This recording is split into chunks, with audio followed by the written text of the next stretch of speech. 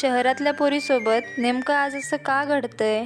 नमस्कार मंडळी, माझं नाव पल्लवी. सुरुवात करते आजच्या व्हिडिओला. सकाळची आणि दुपारची सगळीच कामं आटपून म्हटलं थोडंसं पडावं. जास्त तर काय झोप लागतच नाही ना मला, पण आज अशी झोप लागली होती जसं काय मी कुंभकर्णाचाच अवतार होती.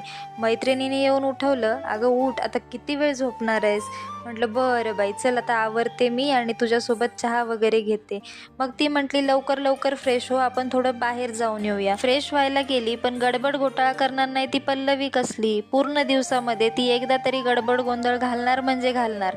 डोळ्यामध्ये साबण गेला आणि खाली सगळं पाणी सांडलं. म्हटलं आता काय करू, काही सुचत नव्हतं, पण त्यानंतर जो चेहऱ्यावर ग्लो आला होता ना, तो झोप पूर्ण झाल्याचा ग्लो होता. इथे मी खाली जाऊन पेरू वगैरे घेऊन आली होती. मैत्रिणीला म्हटलं थांब, आता तुझ्यासाठी स्पेशल पेरू तयार करते. मग थोडी स्टाईल मारून घेतली आणि पेरू स्वच्छ धुवून घेतला.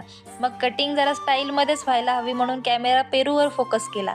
म्हटलं आपण रोजच दिसतो, पेरू आजच्या दिवसच दिसणार आहे, त्यानंतर तर काय तो आपल्या पोटातच जाणार आहे ना. इथे पेरूची सजावट पूर्ण झाल्यानंतर मी लगेच येऊन बसली खाण्यासाठी, कारण मी स्वतःला थांबवूच शकत नव्हते, एवढा छान दिसत होता. एक घास तोंडात गेल्यानंतर समजलं, पल्लवी तुझ्या तोंडात तर दातच नाहीये, तर पेरूच्या बिया चावणार कशी? व्हिडिओ आवडला असेल तर लाईक करा, फॉलो करायला विसरू नका. Bye bye.